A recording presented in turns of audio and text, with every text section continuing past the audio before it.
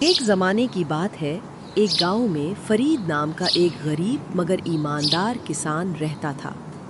وہ اپنی نیک دل بیوی شبنم اور ایک چھوٹے بیٹی آرزو کے ساتھ رہتا تھا۔ ان کا گھر چھوٹا تھا لیکن پیار، ہنسی اور روٹی کی خوشبو سے بھرا رہتا تھا۔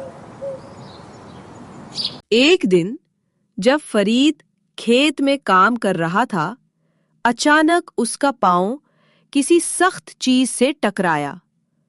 اس نے مٹی کھود کر دیکھا تو اندر سے سونے کے سکے بھرا ہوا ایک چھوٹا سا مٹکا نکلا۔ فرید حیران رہ گیا اور اس نے زور سے آواز دی، شبنم اور آرزو، جلدی آؤ۔ بیوی اور بیٹی دوڑتے ہوئے آئے۔ آرزو نے خوشی سے کہا، ابو، ہم تو امیر ہو گئے، ہم بڑا گھر خریدیں گے اور روز مٹھائی کھائیں گے۔ لیکن فرید نے سر ہلایا نہیں بیٹا، اور کہا، یہ زمین ہماری نہیں ہے، یہ ہمارا مالک مکان جاگیردار کی زمین ہے۔ اگر ہم یہ سونا رکھ لیں تو یہ بے ایمانی ہوگی، ہمیں یہ واپس کرنا چاہیے۔ شبنم نے بھی شوہر کی بات سے اتفاق کیا۔ وہ جانتی تھی کہ ایمانداری کی قیمت سونے سے بھی زیادہ ہوتی ہے۔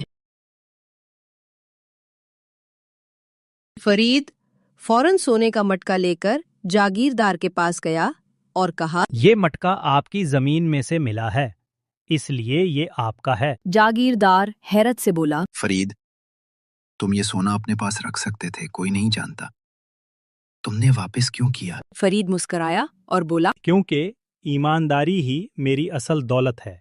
میں چاہتا ہوں کہ میری بیٹی سیکھے کہ سچائی اور ایمانداری سب سے بڑی دولت ہے۔ جاگیردار یہ سن کر بہت متاثر ہوا اور کہنے لگا، فرید، تمہاری ایمانداری نے میرا دل جیت لیا ہے۔